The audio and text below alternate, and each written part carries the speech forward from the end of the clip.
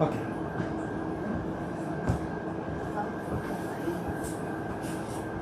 Gente, muito bom estar aqui com vocês.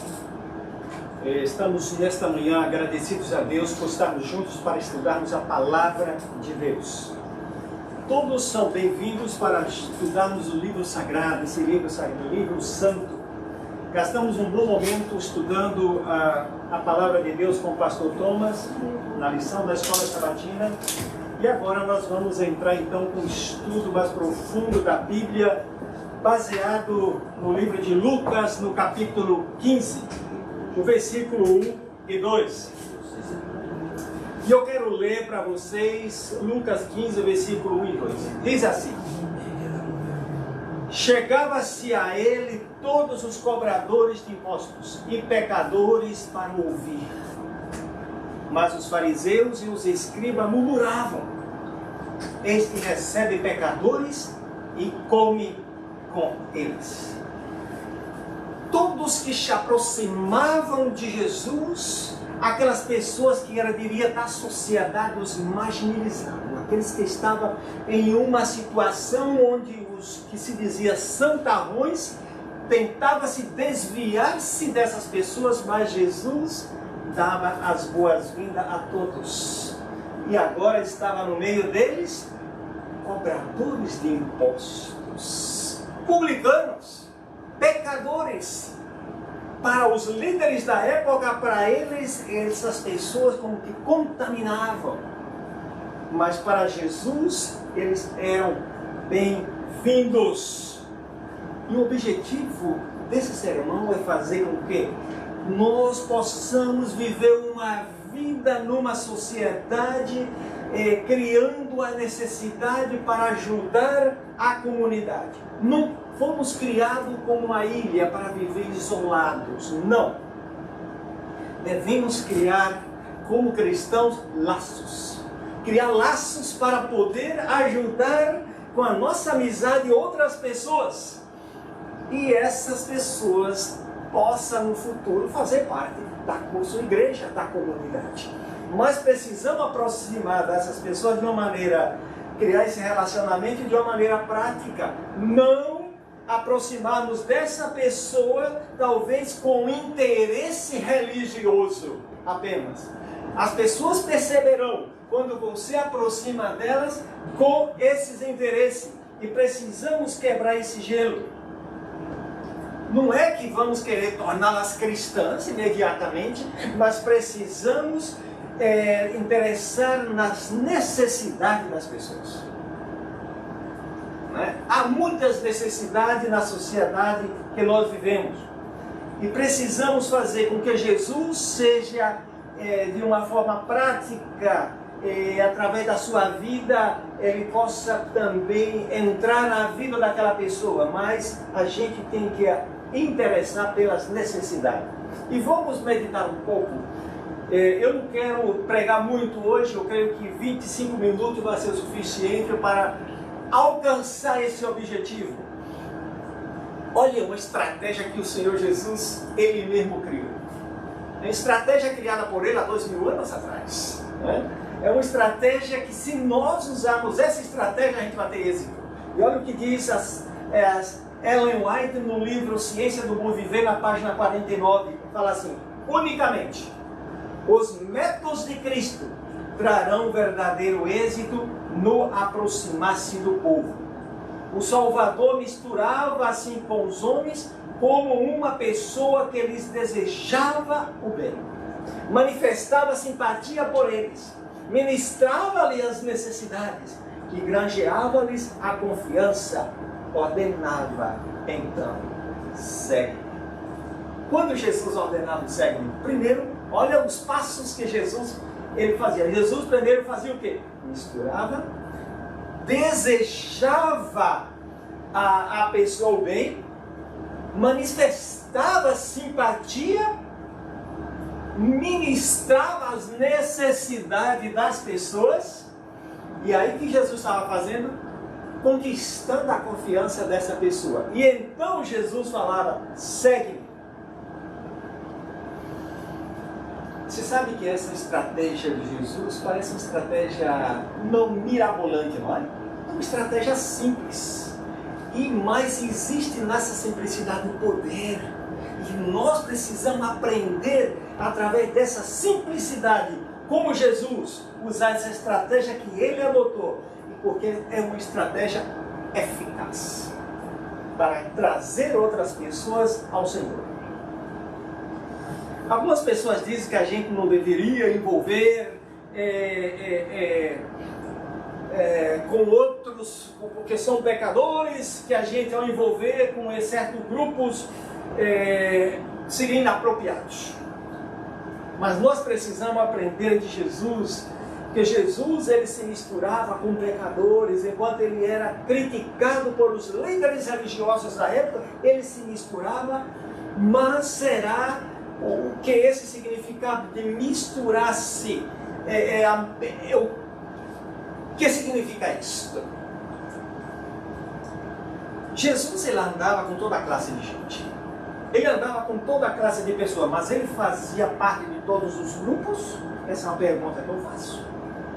Ele não fazia parte de todos os grupos, porque Jesus, ele tinha um círculo, ele tinha um grupo seleto de amigos, os quais eles ensinavam, influenciava esses amigos para fazerem a diferença em outras classes. Jesus, ele misturar, é isso, é fazer parte desse grupo seleto e ensinar. Nós fazemos parte de um grupo, mas nós como igreja às vezes pecamos muito. E você sabe qual é o pecado nosso? O pecado nosso é às vezes nos separarmos e viver numa comunidade onde a igreja não é uma igreja visível. E se a igreja desaparecer talvez do seu bairro ou da sua cidade, será que vai ser notada pela comunidade? Você onde você mora, se você sair daí, será que os seus vizinhos demais irão notar que você morava ali? Será que a gente está fazendo alguma diferença no ambiente, no local onde nós moramos? Às vezes as pessoas dizem que a gente não deveria participar, né? Mas a gente precisa. O que nós vamos fazer? A gente participa, só que a gente não vai coadunar, né? Com o que ali acontece no dia a dia. A gente está fazendo parte daquele grupo, a gente mistura com aquelas pessoas, como Jesus fazia, como alguém para desejando o bem. Ou seja, Jesus convivia com aquelas pessoas na intenção de fazer aquele ser humano feliz. Aquela pessoa, ele estava criando um relacionamento e criava essa alegria no meio daquela pessoa. Ele tinha simpatia, né? Essa simpatia era como o ato de apresentar-se, de comportar-se de forma saudável no ambiente onde ele estava. O que Jesus estava fazendo ali? Criando vínculos. Se compadecia delas. Em outras palavras, Jesus estava ali compadecendo, suprindo as suas necessidades. Ele tinha compaixão, né, pelas pessoas, buscava ajudar nas dificuldades sentimentais, nessa dificuldade física. Ou seja, ele era o último recurso que, se buscado, nunca falhava e resolvia qualquer problema ou situação, resolvendo seus problemas. Depois que Jesus ganhava a confiança das pessoas, não para explorar, porque muito aproxima com intenção, talvez de explorar, mas Jesus não fazia isso, não para explorar, mas para salvar suas vidas, especialmente salvar da morte. Salvar a vida daquela pessoa. As pessoas percebiam facilmente qual era o interesse de Jesus. E então, quando sabia qual era a intenção, que era bem intencionado, aí Jesus, quando notava que as pessoas percebiam isso, Jesus então considerava de uma forma maravilhosa e convidava para que seguisse, fossem os discípulos, seguidores, e Jesus teve uma multidão de seguidores, além dos 12 discípulos dele, os 12 apóstolos, né? Isso é estabelecer vínculo. E Jesus estava estabelecendo vínculos, né? E a gente tem um ditado lá nos velhos do Canadá, na parte leste do Canadá, disse que se uma pessoa, criança, gostar, porque até as crianças gostavam de Jesus, mas se uma criança gostar de uma pessoa e um cachorro gosta da pessoa, você não tem nada mal para falar dessa pessoa. Não podemos falar nada mal dessa pessoa. E as pessoas, crianças, gostavam de estar onde estava Jesus. Um dia os discípulos queriam impedir que as crianças, sabe que as crianças fazem barulho, e muitas vezes a gente sente falta desse barulho, né? Sinto falta quando meu filho era pequeno, até aquele barulho, aquela alegria, né? E Jesus via, e os discípulos diziam, não incomoda o mestre. Sabe o que Jesus fez? Repreendeu os discípulos e disse, deixai que as crianças venham a mim. Deixai vir a mim os pequeninos que não vão impedir. Você percebeu tudo que Jesus fazia para ganhar a confiança dessas pessoas?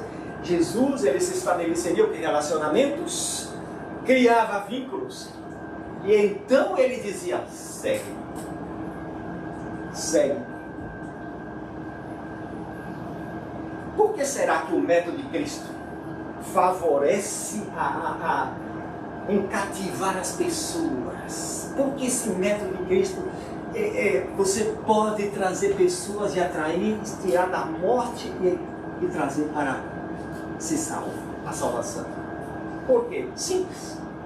Sabe por que eu acho simples? Porque Jesus, esse é meu pensamento, Jesus é o seu Criador, Ele é o meu Criador, não é isso mesmo? E portanto Ele me conhece tão bem como ninguém. Ele me conhece muito bem, Ele conhece a minha natureza humana, e Ele sabe muito bem como tratar com essa natureza humana. Se você quer aprender a tratar com um ser humano, com outro bem, assim, precisamos ir a Jesus e aprender de Jesus. E Jesus conhece muito bem esse ser humano para poder tratá-lo dessa forma. No livro de São João, no capítulo 1, é um versículo muito conhecido. Capítulo 1, versículo 14, olha o que fala lá. E o Verbo se fez carne, e habitou entre nós, e vimos a sua glória como a glória do unigênito do Pai, cheio de graça e de verdade. Vou resumir em 3 pontos esse método. Ser um semelhante com as pessoas, e Jesus, onde ele morava? Morava num ambiente celestial. Jesus veio de outra atmosfera, mas agora Jesus, ele se transformou semelhante com as pessoas, se fez semelhante a nós. E aí com isso, a gente tem que ganhar a confiança e então salvar as pessoas. Como seria? Às vezes imagina como seria se eu me deparasse com pessoas como Calígula. Imagina como seria se eu me deparasse com uma pessoa como Gaddafi, Ayatollah Khomeini, Nero. Como seria se eu me deparasse com Jim Jones, Saddam Hussein, vamos ao Bin Laden? Como seria Stalin? Homens da pior espécie de todos os tempos que existiram nessa terra. Como seria se eu me deparasse com essas pessoas? Será que eles reunidos, será que eu participaria talvez de uma refeição ali com eles? Será que eu teria coragem para escutar o que eles conversavam? Será que eu comeria com eles? Será que eu tinha algo para dizer para esse grupo de pessoas? Para esse grupo de pecadores? Jesus teria. algo muito significativo para falar para essas pessoas. Será que eu suportaria a presença dessas pessoas comigo? Pense, como nós adventistas, como cristão, nós faríamos. Será que eu podia persuadir essa pessoa uma crença, ou eu seria persuadido por eles? O que diria para essas pessoas? O que falaria? Você sabe que Jesus mudou a vida de muita gente assim. Eram pessoas que eram consideradas como João, o filho do trovão. Ninguém gostaria de estar perto de um ser humano assim. E quem foi João? Que escreveu o versículo que nós lemos atrás: e o verbo se fez carne e habitou entre nós, cheio de graça e de verdade. O discípulo amado. O discípulo amado.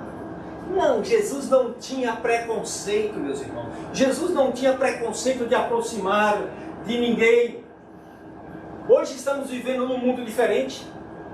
Vivemos num mundo onde você é um estrangeiro, você não fala a minha língua, eu não sei falar o seu idioma, e talvez olha para a pessoa de outra cor, não é a mesma cultura. Estamos vivendo diante de um mundo desse jeito, e talvez não é o grupo que eu quero fazer parte, e a gente tende a ter um certo preconceito. E não é isso que Jesus fazia. Jesus convivia com gente. Jesus era, todas as pessoas atraíam a Jesus. Eram gregos, romanos, todas outras raças aproximava e eram atraídas por Jesus. Vinha gente de outra raça querendo ver a Jesus. Eram gregos, queria conhecer a Jesus. Estamos vivendo um mundo a muita diversidade. Esse é o mundo que nós vivemos, e nós às vezes criamos barreiras. E existem lugares que as pessoas são mais barristas que outros. E a gente tem que quebrar isso no nome do Senhor Jesus. Tem que aproximar das pessoas, não importa o idioma que habla. A irmã que está aqui habla espanhol. De Costa Rica, país maravilhoso. Morei 4 anos nesse país lindo. E a gente cria vínculos, a gente cria esse relacionamento, e isso é importante para evitar esses preconceitos. E às vezes nós criamos muito preconceito, precisamos, no nome do Senhor Jesus, vencer e quebrar esses preconceitos. Precisamos nos envolver com humildade. Sabe por quê? Porque eu posso, com humildade, dar um conselho, e com humildade também receber conselhos de outras pessoas. Porque, como diz, é um cego guiando um cego que um dia se encontrou com Cristo, estava perdido, e agora, ao encontrar Jesus, eu começo a enxergar algo que antes eu não enxergava. E agora esse cego vai guiar o que? Outro cego. É um cego guiando outro cego que estava desligado com Deus. E a gente quer guiar essa pessoa que estava desligada com Deus para outra vez ligar com o Criador, para ligar com Deus. As pessoas, Jesus era julgado, porque ele comia com publicanos, com os pecadores, e eram julgadas por aqueles líderes como um ser humano inferior. Você sabe que Jesus era julgado, até mesmo condenado como pior do que eles? Um filho de Deus era ali julgado, e ele se achava, aqueles líderes se achava superior ao Filho de Deus, superior a Jesus. Você sabe que Jesus, uma vez, ele fez uma ilustração que eu quero mencionar, muito conhecida por todos nós. Eu já preguei um dia desses sobre esse encontro de Jesus, onde Jesus disse que 2 homens foram orar no templo.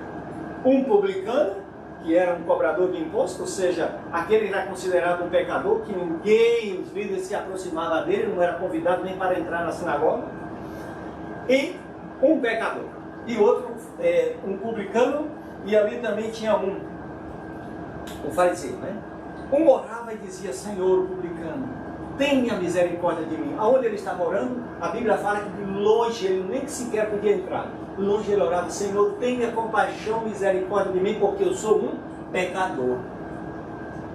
Eu sou um pecador, Senhor, tenha compaixão de mim. Perdoe meus pecados, Senhor. Era um publicano que precisava dessa palavra de conforto, de carinho, que vivia nesse grupo assim, longe, vivia uma alma, estava longe, se sentia triste e clamando a misericórdia divina, o perdão pelos seus pecados. Enquanto que aquele outro fariseu disse que ele fazia o quê? Ele batia no peito e dizia: Senhor, eu não sou como esses pecadores, eu não sou como esse homem.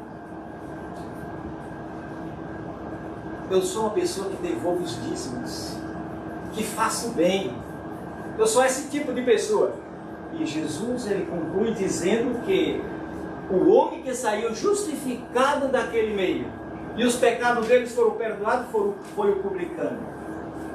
Aquele homem que considerava um pecador. Todos nós que moramos nessa terra, que habitamos nessa terra contaminada pelo pecado, deveríamos entender melhor um ao outro. Mas você sabe que às vezes é um pecador criticando o outro pecador, é um pecador falando mal de outro pecador, e a gente tem que evitar isso. A gente tem que aproximar de Jesus, desejando o bem das pessoas na sua totalidade. Ele se misturava com todas as pessoas, mesmo com aqueles que naquela cultura eram considerados piores. Jesus misturava com essas pessoas. Jesus, que morava em outra esfera, veio a esse mundo, como diz o versículo que nós lemos lá em João: o Verbo se fez carne e habitou entre nós. Morava em outra esfera, mas veio se fazer um de nós. Era fora desse limite, se fez carne para nos salvar. E você sabe que Mateus, lá no livro de Mateus 1:22, fala, 23, tudo isso aconteceu para que se cumprisse o que foi dito da parte do Senhor pelo profeta, que diz: eis que a virgem conceberá e dará à luz um filho, e chamarão pelo nome de Emanuel, que quer dizer o quê? E traduzido, que significa o que, Emanuel? Deus conosco. Esse é Jesus, é esse Deus conosco, Emanuel. O Evangelho de Jesus Cristo, proferido nesse sermão lá do monte, ele desceu, depois que Jesus deu tantos conselhos no sermão do monte, lá no livro de Mateus mesmo. Jesus, ele proferiu aquelas bênçãos, e depois que ele desceu do monte e começou a demonstrar na prática aquilo que ele ensinou. Aquilo que ele estava ensinando para o povo, ele estava demonstrando agora ali na prática, e ele começou lá no livro de Mateus, no capítulo 8, e eu quero terminar com essa passagem de Mateus.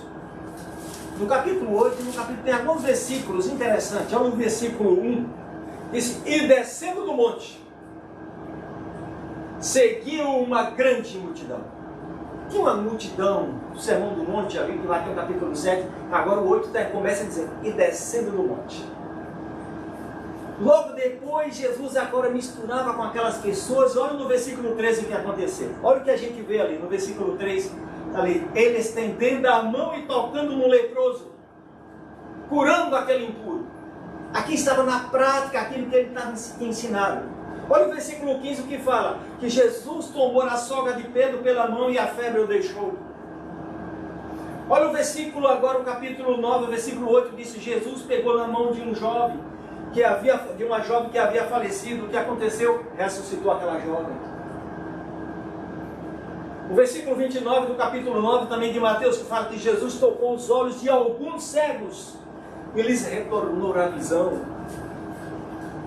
Jesus olhava todo mundo com esse otimismo, visava a salvação daquelas pessoas, misturava-se com ela e fazia com que aquele povo sentisse essa necessidade de estar perto dele. Que Deus possa nos ajudar a gente sentir essa necessidade. Essa necessidade, como disse o apóstolo Paulo lá no livro de Filipenses, porque Deus é o que opera em nós, tanto querer como efetuar, segundo a sua boa vontade. Isso está em Filipenses 2,13. Você sabe que a vida cristã, eu termino com isso, não está resumida em cerimonialismo. Uma vida religiosa, só de ouvir sermões e pregações, não é só isso. A vida religiosa não é só isso. Devemos aproximar das pessoas, visando o bem das pessoas, suprindo as necessidades das pessoas. A igreja, nós precisamos criar, ministérios para ajudar outros, estender as mãos, ministério das dorgas, por exemplo. A igreja tem que ser visível na sociedade, para que essa igreja possa crescer, criar necessidade. Não devemos viver como alguns cristãos vivem isolados, no claustro, separados. Precisamos nos envolver com as pessoas, como Jesus fazia, aprender do Senhor Jesus. Você sabe que quando a gente vive isolado, é viver tipo em uma apostasia, longe. E Jesus te chamou, e Jesus me chamou para ser luzes. O sal da terra fazia diferença nesse mundo. Que tipo de cristianismo eu estou vivendo? Que tipo de cristão sou eu? Que o Senhor nos abençoe. Que o Senhor nos ajude a olhar para o céu e ter a Jesus como nosso ponto de partida para chegar nas retas dos corações das pessoas, a reta final, o coração das almas das pessoas, e atrair essas pessoas aos pés do Senhor. Salvar essas pessoas também com a graça do Senhor Jesus. Que tipo de cristão sou eu hoje que estou vivendo nesse mundo atual? Que Deus te abençoe, meu irmão. Que Deus nos abençoe e abençoe aqueles que estão nos assistindo online. Abençoe a todos vocês, a sua família. Estenda a sua mão de misericórdia sobre o seu lar, a sua família. Vamos terminar com uma oração. Oh Deus eterno, muito obrigado. Porque a tua palavra é viva. Tua palavra nos dá exemplos de sabedoria. E o ponto é Jesus. Jesus é que faz a diferença em nós. Te agradecemos, Mestre. Te agradecemos, Pai, por essas bênçãos. De uma forma especial, suplicamos que a tua mão seja estendida sobre aqueles que estão enfermos, doentes. Como o filho do pastor Thomas, estenda a tua mão sobre ele nessa hora lá no hospital, querido Jesus. Conforte a sua esposa, os seus filhos, e esteja ali com ele, que ele possa, a cada momento da sua vida, se apegar mais ao Senhor. Cuide dele naquela cama, afofa aquela cama, proteja e o guarde. Esteja conosco enquanto nós regressamos para os nossos lares. Que a mão do Senhor nos acompanhe e nos guarde.